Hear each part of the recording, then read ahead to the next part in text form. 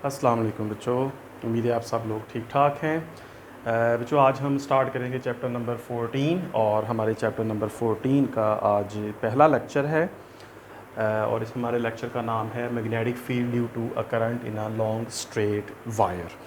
तो बच्चों आज से हम लोग चैप्टर नंबर 14 का जो लेक्चर स्टार्ट कर रहे हैं 1, आप लोगों ने इसी तरतीब से इस चैप्टर 14 को, जिस तरतीब से आपने 12 और 13 को जो है वो स्टडी किया है, इसी तरह से आप लोग उम्मीद है कि चैप्टर नंबर 14 को भी इसी तरतीब से आप लोग पढ़ते रहेंगे। तो तरतीब हमारी वैसे ही होगी इसमें लेक्चर में। चैप्टर 14 को हम सीक्वेंस से पढ़ेंगे और सीक्वेंस में फिर लेक्चर 1, लेक्चर 2, लेक्चर 3 इसी तरतीब से हम लोग लेक्चर स्टडी भी करेंगे और इसको अपलोड भी इसी तरतीब से करेंगे ताकि आप लोगों को एक सीक्वेंस के साथ पढ़ने में आसानी हो।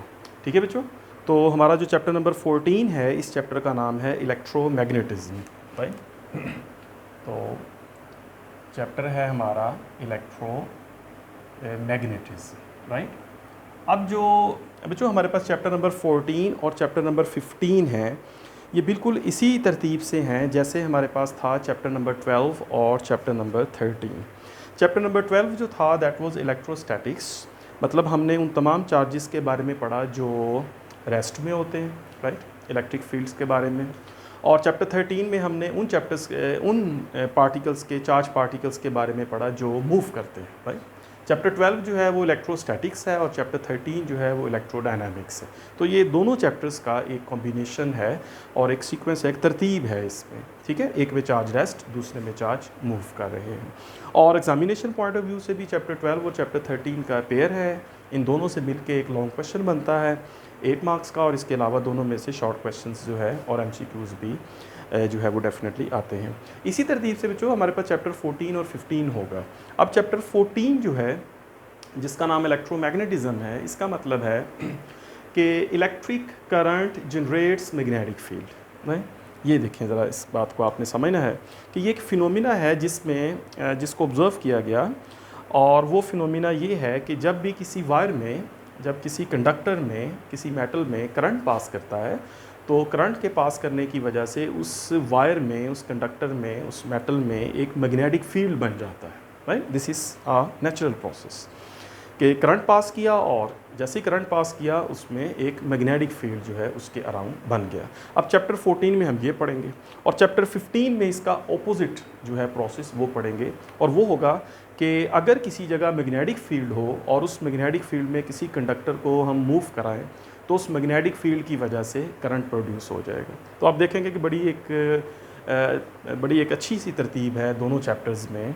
तो चैप्टर 14 जो है ये इलेक्ट्रिक करंट जो है दैट जनरेट्स मैग्नेटिक फील्ड, और जो चैप्टर 15 होगा उसमें हम कहेंगे magnetic field generates electric current. तो ये दोनों बड़े ज़बरदस्त और बड़ी एक तरतीब के साथ ये दोनों चैप्टर्स हैं और एग्जामिनेशन पॉइंट ऑफ व्यू से भी दोनों का एक पेयर है। और इन दोनों से मिल के जो है वो एक लॉन्ग क्वेश्चन बनेगा और शॉर्ट क्वेश्चंस और MCQs भी उसी तरतीब से, उसी रेशो से इसमें आएंगे।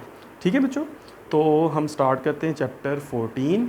इस चैप्टर 14 को पढ़ते हुए आपके ज़हन में जो है वो हर वक्त एक बात रहनी चाहिए, एक लाइन रहनी चाहिए, और वो जो लाइन है वो ये है कि electric current generates magnetic field. ये लाइन आपके माइंड से स्किप नहीं होनी चाहिए। मैं लिख देता हूँ यहाँ पे कि electric current, right, electric current generates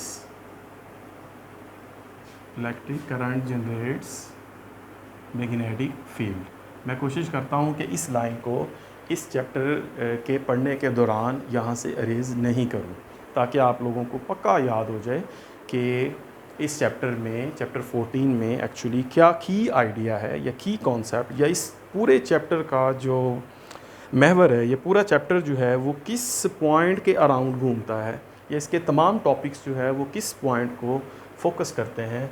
वो पॉइंट जो है बच्चों वो है electric current generates magnetic field. Right, तो इसी सिलसिले में आप देखेंगे कि इसमें बड़ा अच्छा आपका ये कॉन्सेप्ट डेवलप होगा कि इलेक्ट्रिक करंट जो है वो मैग्नेटिक फील्ड को जनरेट करता है। पहले के कुछ टॉपिक्स जो है वो इस बात को ऑब्ज़र्व करने में कि इलेक्ट्रिक करंट से मैग्नेटिक फील्ड जनरेट होता है, और जो सेकंड पार्ट है इस चैप्टर का, उसमें फिर इस आइडिया को लेकर जो इसकी प्रैक्टिकल एप्लीकेशन है, मिसाल के तौर पे गैल्वेनोमीटर है। गैल्वेनोमीटर जो है वो इसी प्रिंसिपल पे काम करता है कि करंट जो है वो मैग्नेटिक फील्ड जनरेट करता है। इस तरह फिर एम मीटर, वोल्ट मीटर, ओम मीटर, मल्टीमीटर, इस तरह डिफरेंट मीटर्स जो है जो इसी लॉजिक पे काम करते हैं, इसी की पॉइंट पे काम करते हैं, उसको फिर हम स्टडी करेंगे। तो इस चैप्टर के बेसिकली 2 हाफ्स हैं। तो पहले हाफ में इस आइडिया को डिस्कस करना, इसके कॉन्सेप्ट को, अंडरस्टैंडिंग को डेवलप करना, और दूसरे हाफ में फिर उसकी प्रैक्टिकल एप्लीकेशन को देखना। ठीक है, तो हम इसको स्टार्ट करते हैं आज के हमारे टॉपिक से। पहला हमारा 14.1 टॉपिक है आपकी बुक का, और वो है magnetic field due to a current in a long straight wire. ठीक है बच्चों, तो इस टॉपिक को अगर एग्जामिनेशन पॉइंट ऑफ व्यू से मैं कहूँ तो ये लॉन्ग क्वेश्चन नहीं है। ठीक है, इसमें शॉर्ट क्वेश्चन या MCQ जो है वो आ सकता है।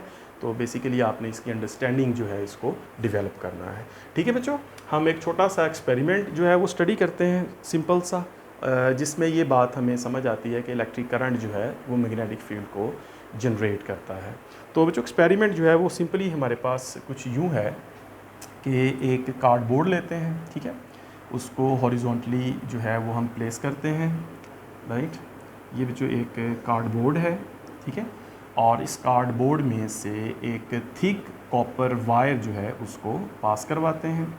ये एक थिक कॉपर वायर जो है उसको इसमें से पास करवाया, राइट, और वो इसमें से पास करती हुई इसमें से गुज़र गई, और फिर ये गुज़र के दूसरी तरफ को यहाँ पे आ गई। ये बेटे एक आप कह लें कि ये एक है थिक कॉपर वायर। ठीक है, थिक वायर इसलिए कि इसकी जो रेजिस्टेंस है वो कम होगी। रेजिस्टेंस कम होगी तो इसका मतलब है इसमें करंट काफ़ी ज़्यादा फ्लो कर सकता है। ठीक है, तो इस थिक कॉपर वायर को हम एक और वायर के साथ कनेक्ट करते हैं, कॉपर वायर के साथ। फिर यहाँ पर एक बैटरी कनेक्ट करते हैं, ठीक है, और इस बैटरी को इस कंडक्टर के साथ कनेक्ट कर देते हैं। बीच में यहाँ पर एक स्विच जो है वो लगा लेते हैं इस सर्किट को, करंट को ऑन ऑफ करने के लिए।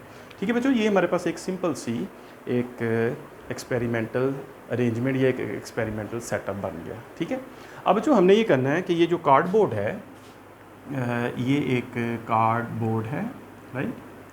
तो इस कार्डबोर्ड के ऊपर जो है हमने कॉम्पस जो है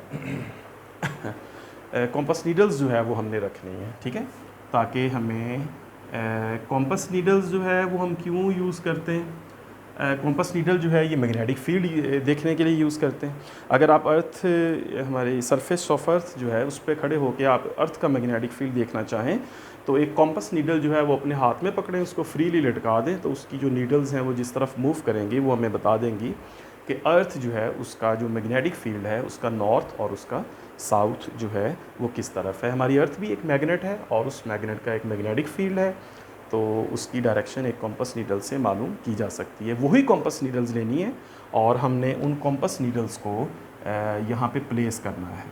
ये एक कॉम्पस नीडल जो है उसको यहाँ पे रखा, राइट, एक दूसरी कॉम्पस नीडल ली, उसको यहाँ पे रखा, इस तरह एक और कॉम्पस नीडल ली, उसको यहाँ पे रखा, और एक और कॉम्पस नीडल है उसको हमने यहाँ पे इस तरह से अरेंज कर दिया। ये जो 4 कॉम्पस नीडल्स हैं जिनको इसके अराउंड जो है, इस कंडक्टर के अराउंड, इस कार्डबोर्ड के ऊपर प्लेस कर दिया है, ठीक है ना। जैसे ये मेरा हाथ कार्डबोर्ड, तो इसके ऊपर ऐसे हमने 4 कॉम्पस नीडल्स इस कंडक्टर के अराउंड इस तरह से प्लेस कर दी, ठीक है। अब आप देख सकते हैं कि जब इन कॉम्पस नीडल्स को प्लेस किया है तो इन तमाम कॉम्पस नीडल्स की जो डिफ्लेक्शन है वो एक ही है, और डेफिनेटली एक ही होनी चाहिए। ये एक तरफ को नॉर्थ और दूसरी तरफ को साउथ जो है ये डायरेक्शन शो कर रहे हैं। अच्छा जी, अब जो ये हुआ कि ये तो पहली अरेंजमेंट होगी, एक्सपेरिमेंटल अरेंजमेंट, जिसमें हमने एक थिक कॉपर वायर के अराउंड एक कॉम्पस और कार्डबोर्ड और उसके ऊपर कॉम्पस रख दी।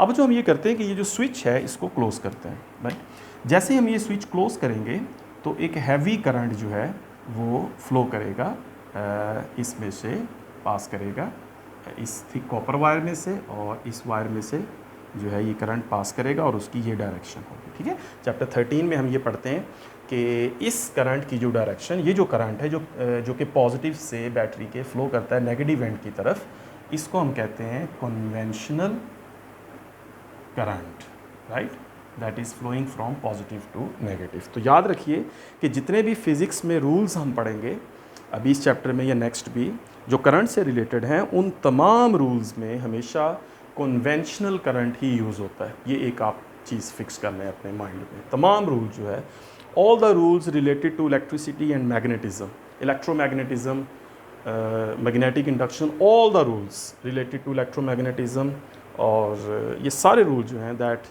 Are based on conventional current. ठीक है, उसमें हमेशा हम करंट की डायरेक्शन जो है वो कन्वेंशनल ही लेंगे, that is from positive end to the negative end of the battery. ठीक है बच्चों, एक बात होगी। अब जैसे ही स्विच क्लोज किया और करंट जो है वो इस थिक कॉपर वायर में से पास किया, तो हमने ऑब्ज़र्व किया कि ये जो कॉम्पस नीडल्स हमने यहाँ रखी थी, इन तमाम कॉम्पस नीडल्स की जो डिफ्लेक्शन है वो चेंज हो गई, राइट।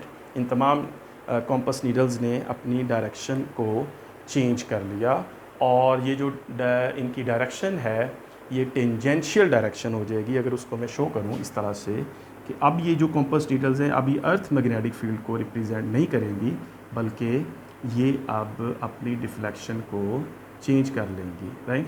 तो इन कॉम्पस नीडल्स की जो डिफ्लेक्शन है वो इस तरह से जो है वो चेंज हो गई, और चेंज होकर इस तरह से ये बन गई।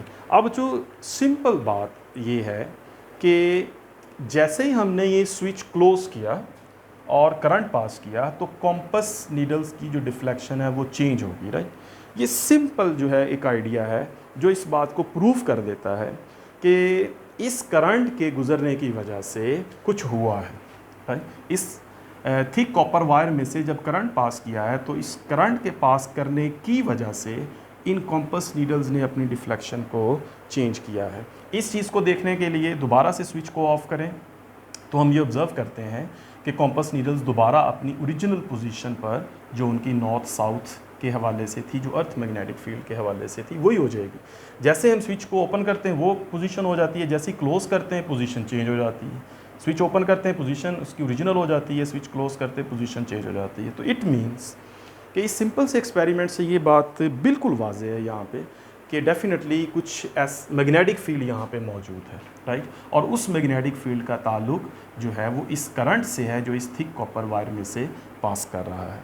ठीक है बच्चों, तो ये एक सिंपल सा एक्सपेरिमेंट है जो स्कूल लैब में भी परफॉर्म हो सकता है, और इस सिंपल से एक्सपेरिमेंट में ये बात बिल्कुल प्रूव हो जाती है कि electric current generates magnetic field. ये वाली जो लाइन मैंने लिखी है कि इलेक्ट्रिक करंट की वजह से एक मैग्नेटिक फील्ड जनरेट हुआ है, और उस मैग्नेटिक फील्ड के जनरेट होने की वजह से इन तमाम कॉम्पस नीडल्स ने जो अपनी डिफ्लेक्शन है वो चेंज की है। अगर मैग्नेटिक फील्ड प्रोड्यूस ना हुआ होता तो कभी भी ये कॉम्पस नीडल्स अपनी डिफ्लेक्शन को चेंज नहीं करती, राइट। एक बात क्लियर है कि जो कॉम्पस नीडल्स हैं वो अपनी डिफ्लेक्शन उसी वक्त चेंज करती हैं जब कोई एक्सटर्नल मैग्नेटिक फील्ड उसको अफेक्ट करता है। अब कोई मैग्नेटिक फील्ड नहीं है तो फिर कॉम्पस नीडल्स में कोई डिफ्लेक्शन नहीं आएगी।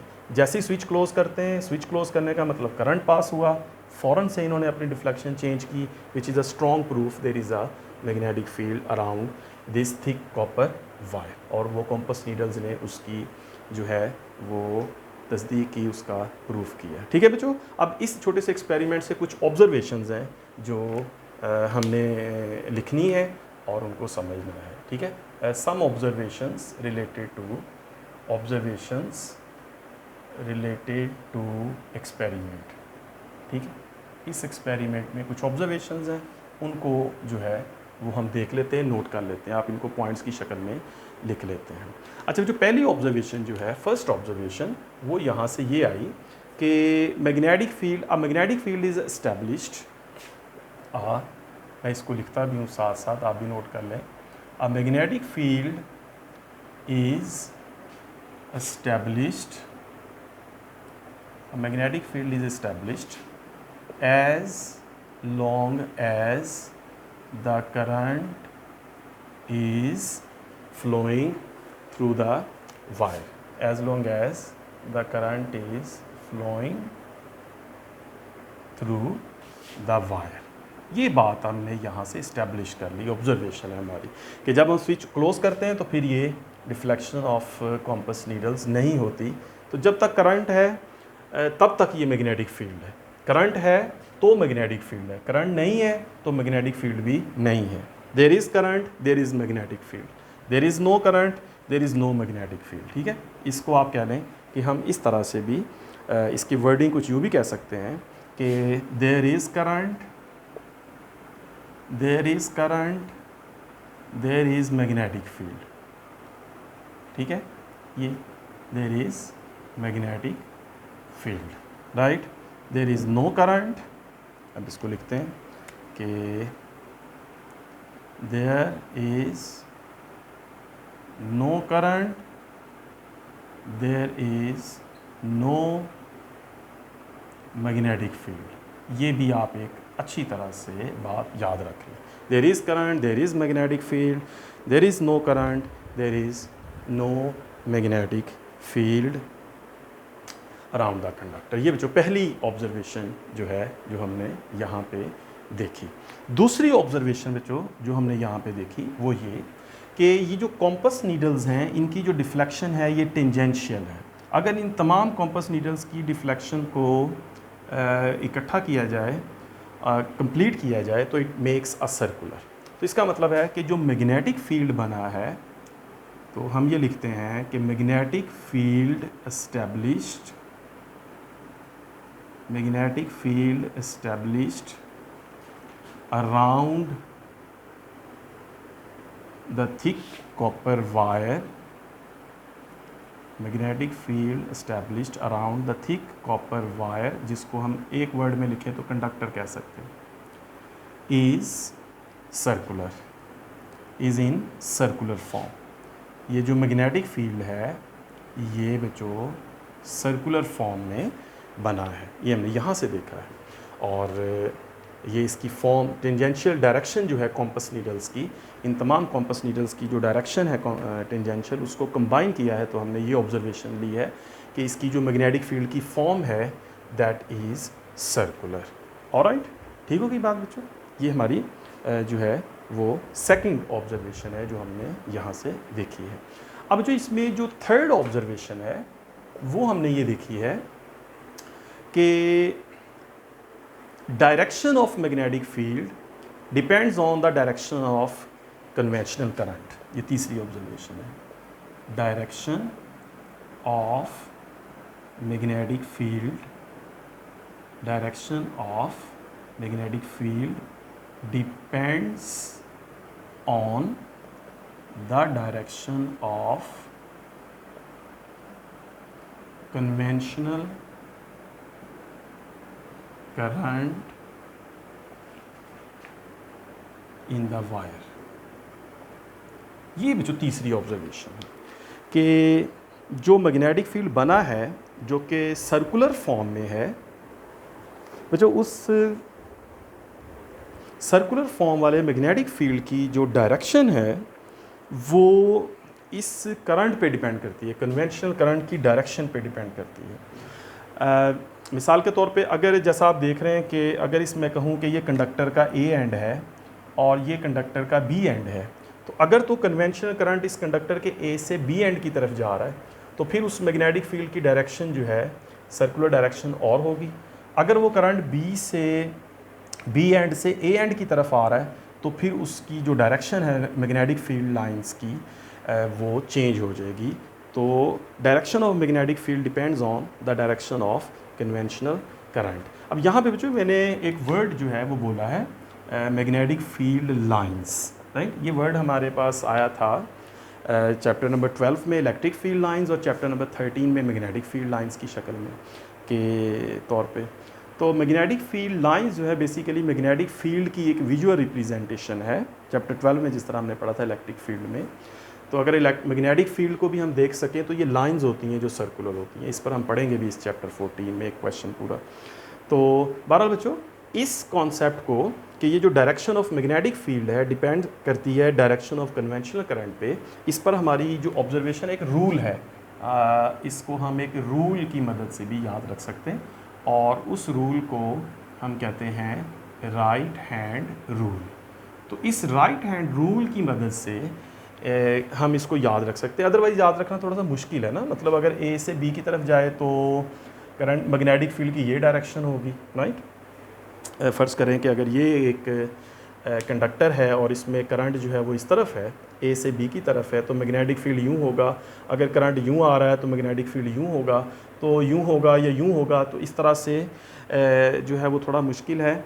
कंडक्टर यूँ भी हो सकता है, कंडक्टर यूँ भी हो सकता है, कंडक्टर यूँ भी हो सकता है, ऐसे भी हो सकता है, ऐसे भी हो सकता है। तो बेहतर है हम इसके लिए एक रूल जो है वो बना लें, और वो रूल जो है वो गिवन है हमारी बुक में, और उस रूल को हम कहते हैं राइट हैंड रूल। तो ये राइट हैंड रूल बड़ा यूज़फुल है कि डिफरेंट सिचुएशंस में कंडक्टर जो है वो जिस तरह से भी पड़ा हो, हॉरिजॉन्टल पड़ा हो, यूँ पड़ा हो, इस तरह से पड़ा हो, ऐसे पड़ा हो, वर्टिकल पड़ा हो, या इस पोजीशन में हो या इस पोजीशन में, तो मतलब हम कंफ्यूज हुए बगैर राइट हैंड रूल यूज़ करके बड़ी आसानी से बता सकते हैं कि अगर कन्वेंशनल करंट की ये डायरेक्शन है तो फिर मैग्नेटिक फील्ड इस तरह होगा, अगर कन्वेंशनल करंट की ये डायरेक्शन है तो मैग्नेटिक फील्ड इस तरह होगा। तो ये रूल जो है ये बड़ा हेल्पफुल रूल है।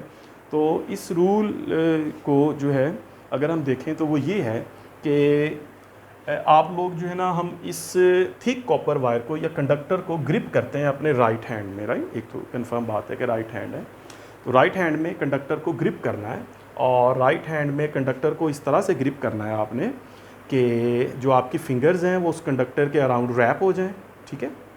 और जो थंब है वो बिल्कुल जो है वो स्ट्रेट रहे, इरेक्ट रहे, बिल्कुल सीधा रहे, इस तरह से जैसे आप लोग अभी मेरा जो है वो हाथ देख रहे हैं। तो बच्चों इस सिचुएशन में जो थंब होगा that will point the direction of conventional current, right.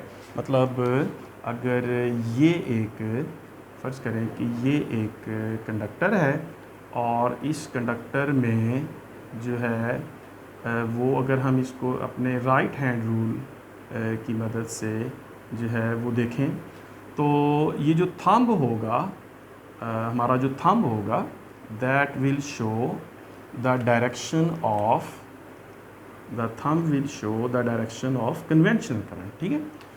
तो मैं यहाँ लिख भी देता हूँ कि थंब जो है that will show thumb will show the direction of conventional current. ये मैं वैसे तो करंट ही लिखा है, लेकिन मैं जानबूझ के इसमें जो है कन्वेंशनल करंट जो है वो बार बार कहता हूँ, ताकि आप लोगों को याद हो जाए कि ये तमाम रूल्स कन्वेंशनल करंट के लिहाज से होंगे। तो thumb will show the direction of conventional current. तो कर्ल फिंगर सीधी नहीं रखनी, राइट। तो कर्ल फिंगर्स जो है आपने बनानी है। ये एक्चुअली कर्ल फिंगर्स हैं, मेरी ड्राइंग इतनी अच्छी नहीं है। सो दी कर्ल फिंगर्स जो हैं that show magnetic field, right, magnetic fields direction, right. तो उससे मैग्नेटिक फील्ड की डायरेक्शन पता चल जाती है, ठीक है बच्चों। तो मसलन इस तरह से कि अगर फ़र्ज़ करें ये मैं अपना मार्कर जो है इसको यूज़ करूं, तो इस मार्कर को अपने हाथ में इस तरह पकड़ूं, तो आप देख सकते हैं कि इस वक्त जो मेरा थंब है वो ऊपर की तरफ है।